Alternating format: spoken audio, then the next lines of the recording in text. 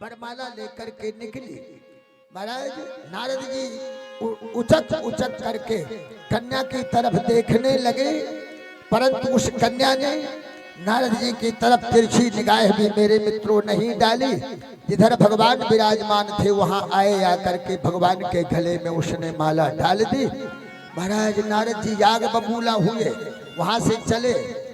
थोड़ी ही दूर पर एक तालाब मिला, तालाब में जाकर के नारद जी ने अपना मुख देखा। भगवान ने बंदर का रूप दे दिया था, बंदर बना दिया था। अरे भगवान तो सर्वांतरात्मा है सज्जनों, भगवान ने परम हित किया नारद जी का। भगवान ने सोचा अगर नारद जी जैसा संत किसी कन्या के साथ विवाह कर लेगा तो आज से संसार का कोई भी व्यक्ति किसी संत पर विश्वास नहीं करेगा। ऐसी भावना बना करके बंदर का रूप दिया। नारद जी ने बंदर का रूप देखा, आग बबूला हो करके कुपित हो गए, साप भी दे डाली। तुमने मुझे बंदर बनाया है, एक समय ऐसा आएगा कि तुम्हारी सहायता बंदर ही करेंगे। इस प्रकार से साप भी दे डाली। परंतु भगवान ने नारद जी का मित्रों परम हित किया। निवेदन करूं, माया से संसार का कोई भी जीव अछूता नहीं रहा है। अगर माया पर विजय प्राप्त करनी है तो निश्चित रूप से हमें कीर्तन का अभ्यास करना पड़ेगा। कीर्तन करेंगे, धीरे धीरे माया हमसे दूर हो जाएगी। बोलिए गोविंद हरे गोपाल, हरे गोविंद हरे गोपाल, हरे गोविंद हरे गोपाल, हरे गोविंद हरे गोपाल, हरे जय जय प्रभु दीन दयाल, हरे जय जय प्रभु दीन दयाल, हरे जय जय प्रभु दीन दयाल, हरे जय जय प्रभु दीन दयाल, हरे गोविंद हरे गोपाल, हरे गोविंद हरे गोपाल, हरे गोविंद हरे गोपाल, हरे गोविंद हरे गोपाल, हरे जय जय प्रभु दीन दयाल, हरे जय जय प्रभु दीन दयाल, हरे जय जय प्रभु दीन दयाल, हरे।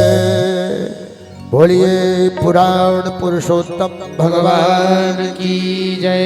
श्रीमद्भागवत महापुराण की जय। श्री हनुमान जी महाराज की जय।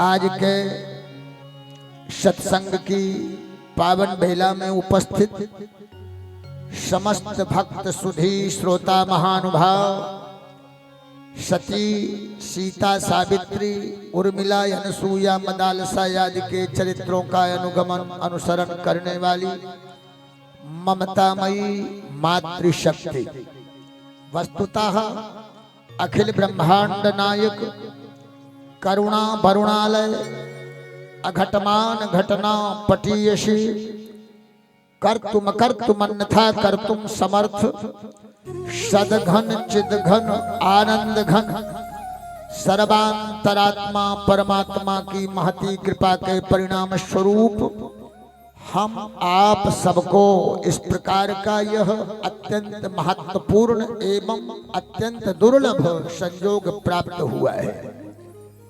सज्जनों, वेद व्यास जी ने श्रीमद्भागवत के आरंभ में एक पंक्ति लिखी है, अधर्म प्रभव कलिहि, यह कलिकाल अधर्म का जन्मदाता है। कलयुग अधर्म को जन्म देने वाला है। यत्र तत्र सर्वत्र, जहां तक नजर डाल करके देखें, जहां तक का समाचार पढ़ें या सुने, वर्तमान में केवल अधर्म ही अधर्म दिखाई पड़ता है, अधर्म ही अधर्म सुनाई पड़ता है। ऐसे अधर्म के भयावह वातावरण वाले इस कलयुग में यदि कदाचित इस तरह का कार्यक्रम कहीं भी आयोजित होते हुए दिखाई देता है, सुनाई देता है, तो इसमें निश्चित रूप से परमात्मा की बहुत बड़ी कृपा मान लेनी चाहिए। सज्जनों, यह परिवार निश्चित रूप से अत्यंत भाग्यवान एवं प्रशंसा का पात्र भी है, जिन्होंने यहाँ पर इस मकर संक्रांति के समय में श्रीमद्भागवत महापुराण का यह दिव्य आयोजन किया है। सज्जनों, श्रीमद्भागवत के लिए वेदव्यास जी ने लिखा है, जन्मांतरे भवेत पुण्यं तदा भागवतम लभे। जब मनुष्य के जन्म जन्मांतर के पुण्यों का उदय होता है, तब जाकर के कहीं श्रीमद्भागवत महापुराण श्रवण करने का सुअवसर प्राप्त होता है। यह तो निश्चित रूप से पूर्व जन्म के पुण्य संचित पुण्यों के उदय होने का ही परिणाम कहा जा सकता है। मित्रों, वास्तव में धन की 3 गतियां धर्म शास्त्रों में बताई गई है।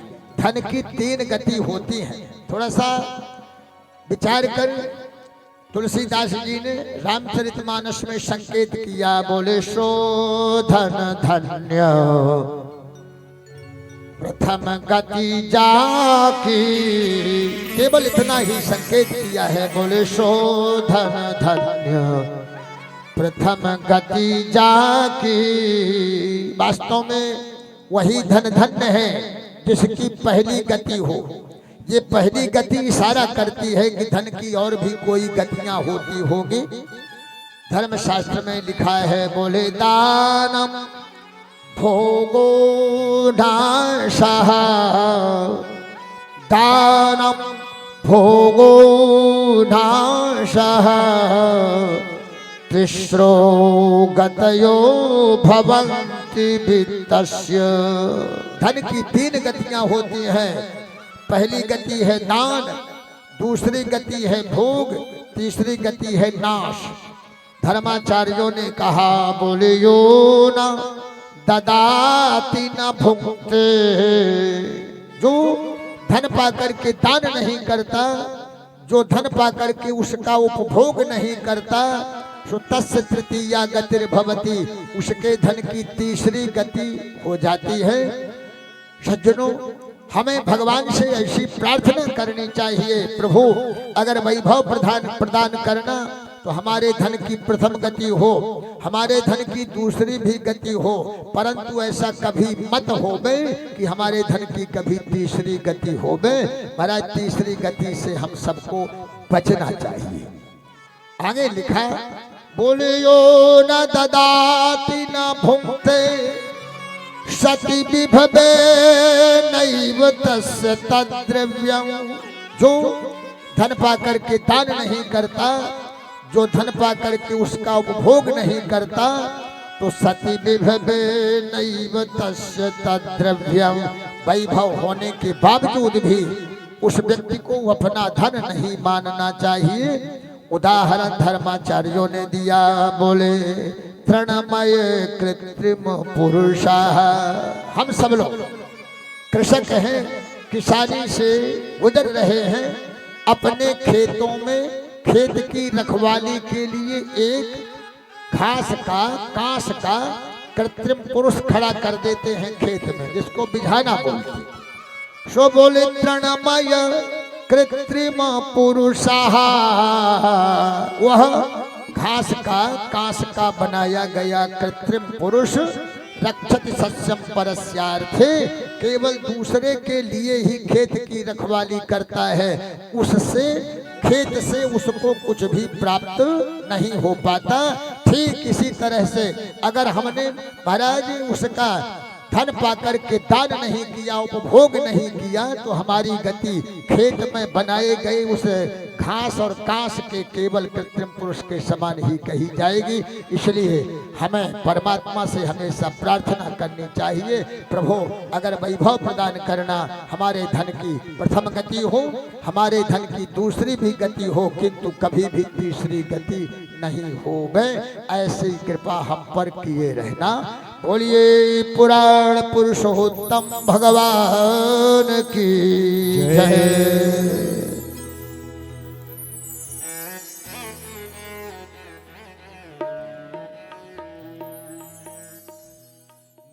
सनातन मथात्म भू सनत कुमार ऋषि निष्क्रियानूर्ध्व दशा। सनक सनंदन सनातन सनत कुमार इन ऋषियों को पैदा किया, इन ऋषियों को बनाया। महाराज इन ऋषियों को बुला करके ब्रह्मा जी ने कहा, बोले आप लोग भी मेरी सृष्टि में सहयोग करो। इन्होंने हाथ खड़े कर दिए, बोले बाबा हम इस प्रपंच में नहीं पढ़ना चाहते हैं, आप ही सृष्टि करते रहिए, आप ही सृष्टि करते रहिए। ब्रह्मा जी को क्रोध आया, सो ब्रह्मा जी ने अपने क्रोध को रोकना चाहा, परंतु निवेदन करूं, क्रोध जब पैदा होता है वो कहीं ना कहीं से निकलता है। आज ब्रह्मा जी ने नियंतुम उपचक्र में वेद व्यास जी ने लिखा, ब्रह्मा जी ने क्रोध को रोकना चाहा, परंतु वह क्रोध ब्रह्मा जी के भौहों के बीच से टपक करके पृथ्वी पर गिरा, रोने लगा। रोते रोते उसने कहा, बोले नामानि कुरु मे धाता। अरे ब्रह्मा जी मेरा नामकरण संस्कार कर दीजिए। महाराज ब्रह्मा जी ने कहा, तुम मेरी भौहों के बीच से टपक करके पृथ्वी पर गिरे हो, रोए हो, इसलिए रोतनाथ रुद्र, रोने के कारण तुम्हारा नाम रुद्र हो जाएगा। बोलिए रुद्र भगवान की जय। रोने के कारण तुम्हारा नाम रुद्र हो जाएगा। उसके पश्चात मैथुनी सृष्टि प्रारंभ हुई। महाराज स्वयंभुव मनु और शतरूपा का प्रादुर्भाव हुआ, इनसे सृष्टि का क्रम प्रारंभ हुआ। महाराज चलते चलते एक ऐसा समय आया, एक दिन माता दिति, सायंकाल का समय था, माता दिति के आश्रम में कश्यप जी महाराज भ्रमण करते करते पहुंच गए। माता दिति ने कश्यप जी महाराज के पैरों को पकड़ लिया, पकड़ करके कहने लगी, महाराज बोली मुझे पुत्र की कामना है, कृपा करके आप मेरी भावना की पूर्ति करो।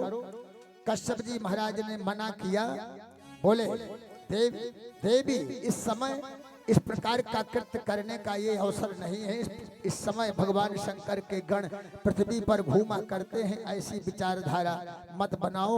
आखिर क्या था, दिति का दुराग्रह देखा, दिति की कामना की पूर्ति की, दिति की कामना की पूर्ति हुई। महाराज कश्यप जी महाराज ने मना करने के बाद भी दिति के कामना की पूर्ति की।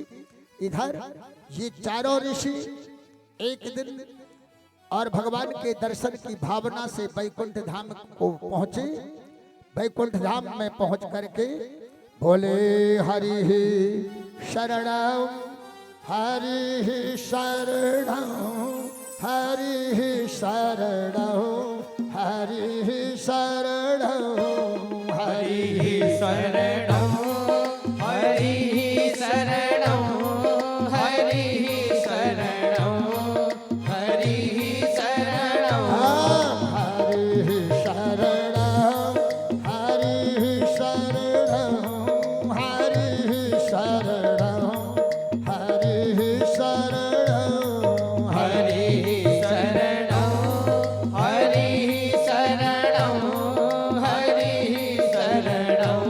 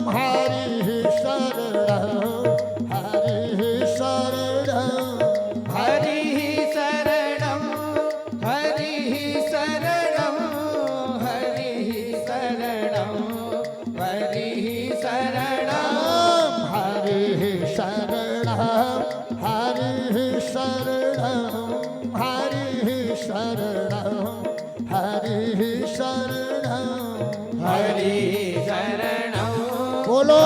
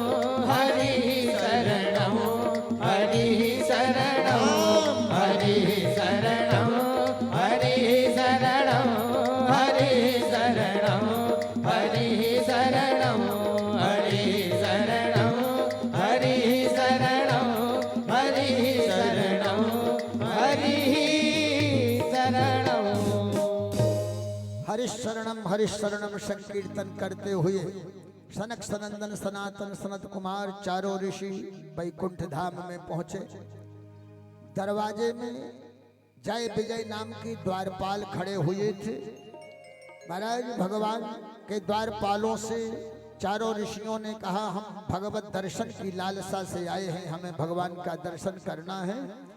द्वारपालों ने मना कर दिया, बोले महाराज बिना आज्ञा के आप अंदर नहीं जा सकते। ऋषियों ने कहा, बोले भैया अव्याहताज्ञा सर्वत्र लभते जय मंगलम, हम लोगों को कहीं भी जाने आने में रोक टोक नहीं होती, हम अव्याहताज्ञा हैं, हमको कहीं रोक टोक नहीं होती, चला जाने दो। आखिर क्या था, जय विजय ने फिर मना किया, फिर मना किया। ऋषियों को क्रोध आ गया, उन्होंने कहा अगर तुम हमें भगवान के दर्शन से वंचित कर रहे हो तो जाओ तुम राक्षस बन जाओ। कह दिया, बोले राक्षस बन जाओ। निवेदन करूं, अच्छा काम करने के लिए आप जा रहे हो, आपके मार्ग में कोई बाधक बने, धर्म करने के लिए आप जा रहे हो, उस रास्ते में कोई बाधक बने, भगवान की सेवा करने को जा रहे हो, कोई बाधक बने, ऐसे लोगों को क्या कहा जाएगा बताइए आप। उसके अलावा दूसरा कोई शब्द नहीं है जो सनक सनंदन सनातन सनत कुमार ने कहा। एक बार भूतनाथ भोलेनाथ भगवान शंकर जी पार्वती जी से कथा सुना रहे थे। बड़ी प्यारी चर्चा है।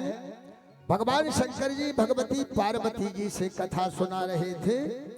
उन्होंने कहा, बोले देवी माँ नहीं माँ तो पिता ही नहीं देवा, माँ नहीं माँ तो पिता ही नहीं देवा, माँ नहीं माँ तो पिता ही नहीं देवा, माँ नहीं माँ तो पिता ही नहीं देवा। संतन सन कर वही सेवा, संतन सन करवा वही सेवा, संतन सन करवा वही सेवा, संतन सन करवा वही सेवा। नहीं मातु पिता ही नहीं देवा, नहीं माँ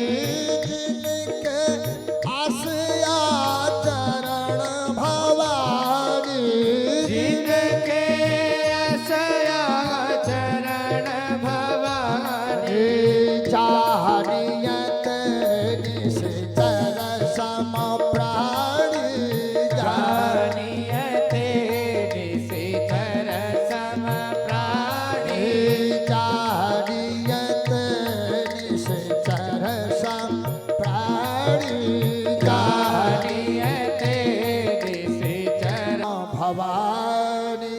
हे पार्वती, जिन लोगों के ऐसे आचरण हो सो बोले जानियत निशिचर सम प्राणी। ऐसे प्राणियों को निशाचर के समान ही समझ लेना चाहिए। महाराज साप दे दी, बोले जाओ तुम भगवान का दर्शन से हमको वंचित कर रहे हो, राक्षस बन जाओ। जैसे ही राक्षस बनने की शाप दी, उधर से भगवान धाम से निकल करके आए, दरवाजे में चारों ऋषियों को खड़ा हुआ देखा। महाराज प्रणाम अभिवादन किया।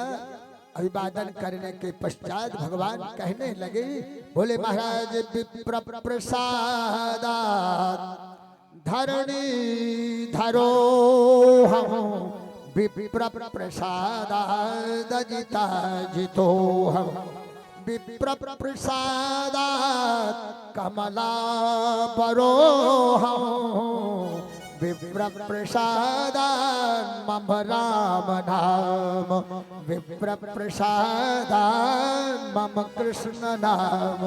हे महाराज, ब्राह्मणों के आशीर्वाद से मुझे लोग पृथ्वी का पालन करने वाला कहते हैं। ब्राह्मणों के आशीर्वाद से ही मैंने माया पर विजय प्राप्त कर ली है। मैं मायापति भी कहलाता हूँ।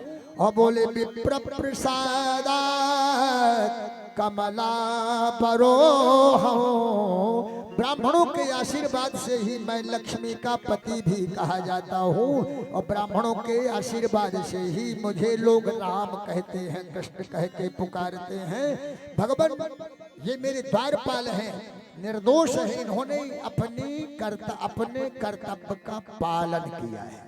अरे भाई, द्वारपाल का कर्तव्य है कि किसी को और सहजतया ना जाने दे। इन्होंने अपने कर्तव्य का पालन किया है। महाराज ये निर्दोष है, कृपा करके अपनी सांप को वापस कर लीजिए। भगवान ने कहा, बोले सांप को वापस कर लो। ऋषियों ने कहा संभव नहीं है, क्योंकि विदुषाम बदनात् वाचः सहसायान्ति नो बहिः याताश्च न परांचन्ति दुर्दानाम रधाइवो। अरे महाराज, एक तो बड़े लोगों के मुख से एकाएक कोई बात निकलती नहीं। अगर कहीं बात निकल गई तो परान न परांचंती, फिर बात वापस होने वाली नहीं है। कैसे? बोले दुर्दानाम रदाइवो, जैसे हाथी के दांत निकलने के बाद फिर वापस नहीं होती। निवेदन करूं, बात शब्द हवा का पर्यायवाची है। बात माने वायु, थोड़ा विचार करना है। बात माने वायु। हनुमान जी को बातात्मज कहा जाता है। बातात्मजम बानर जूथ मुख्यम बातात्मज। बात माने हवा। महाराज मुख से बात निकली, वायुमंडल में मिल गई। आप लाख चाहो कि अपनी बात को फिर लौटा लो, बात लौटने वाली नहीं है। बात जबान से, तीर कमान से निकलने के बाद फिर वापस नहीं होता। आपकी कमान से तीर छूट गया, फिर लाख आप चाहो लौटा लो, नहीं लौट सकता। ऐसी ही बात अगर आपके मुख से निकल गई तो बात फिर लौटने वाली नहीं है। इसीलिए धर्माचार्यों ने हिदायत की है, मनुष्य को नपे तुले शब्दों का प्रयोग करना चाहिए। महाराज, अनर्गल प्रलाप करने वाले व्यक्ति का की बात वायुमंडल में मिलती है, उससे वायुमंडल प्रदूषित होता है। इसलिए धर्माचार्यों का कथन है, हमको मितभाषी होना चाहिए और मृदुभाषी भी होना चाहिए। हम थोड़ा बोले और मीठा बोले। बोले जैसे ही जबान, जैसे ही जबान भले नर की मुख से निकसी फिर फेरी फिरैरा मुख से निकसी फिर फेरी फिरैना, जैसे ही जबान भले नर की, मुख से निकसी फिर फेरी फिरैना। महाराज बात निकलने के बाद फिर वापस नहीं होती। भगवान ने कहा महाराज कुछ तो कृपा कर दो, शापानुग्रह कर दो। महाराज ऋषियों ने कहा इनको 3 जन्म तक राक्षस बनना पड़ेगा, अनुग्रह केवल एक है, आपके हाथों से मारे जाने पर इनको सदगति प्राप्त होती रहेगी। सज्जनों, वही जय विजय नाम के द्वारपाल वहां से गिराए गए, वैकुंठ धाम से गिराए गए और आकर के दोनों माता दिति के गर्भ में प्रविष्ट हो गए। दोनों माता दिति के गर्भ में प्रवेश कर लिया। दिति गर्भवती हो गई। दितेर दधार गर्भम, दिति ने 100 वर्ष तक गर्भ धारण किया। इधर महाराज पृथ्वी रसातल को चली गई थी। रसातल गताम मही मुद्धरेश्वर, पृथ्वी रसातल को चली गई थी। देवता लोग आए, ब्रह्मा जी से प्रार्थना की, बोले महाराज हमारा आधार ही समाप्त हो गया है, अब न कहीं भजन हो पाएगा न कहीं पूजन हो पाएगा, कुछ समाधान कीजिए। ब्रह्मा जी महाराज बैठ करके चिंतन करने लगे। चिंतन करते करते ब्रह्मा जी को छींक आ गई। सो ब्रह्मा जी की नासिका के छिद्र से नाक से एक छोटा सा शिशु टपक करके पृथ्वी पर गिरा। देखते देखते पर्वत पहाड़ के समान हो गया। बराह भगवान का महाराज प्रादुर्भाव हुआ। बराह भगवान ब्रह्मा जी की नासिका के छिद्र से टपक करके गिरे। महाराज बराह भगवान तुरंत ही वहां से चले। रसातल गता मही मुद्धरेश्वर, पृथ्वी की खोज के लिए रसातल में और बराह भगवान ने प्रवेश कर लिया। इधर माता दिति ने 100 वर्ष तक गर्भ धारण कर रखा था। महाराज सारी पृथ्वी में विपरीत वातावरण दिखाई देने लगा। निवेदन करूं, जब कभी भी किसी माता के गर्भ में कुमार्गामी संतान होती है, पृथ्वी भी सारा करती है, पृथ्वी को सहन नहीं होता, पृथ्वी का वातावरण विपरीत दिखाई देने लगता है। 100 वर्ष तक गर्भ धारण किया। भगवान की इच्छा से दिति ने 2 पुत्रों को जन्म दिया। ब्रह्मा जी ने दोनों का नामकरण संस्कार किया। एक का नाम हिरण्याक्ष, एक का नाम हिरण्यकश्यप। हिरण्याक्ष अपनी ताकत की आजमाइश के लिए पृथ्वी पर निकल पड़ा। तमाम देवताओं के आश्रम में जाता था, ताल ठोकने लगा लड़ने के लिए। किसी की भी हिम्मत नहीं हुई, किसी का साहस नहीं हुआ। वरुण देवता के आश्रम में गया, वहां भी जाकर के ताल ठोकने लगा। तब तक नारद जी पहुंच गए। नारद जी ने कहा, बोले भैया तुम्हारी जोट का यहाँ कोई मिलने वाला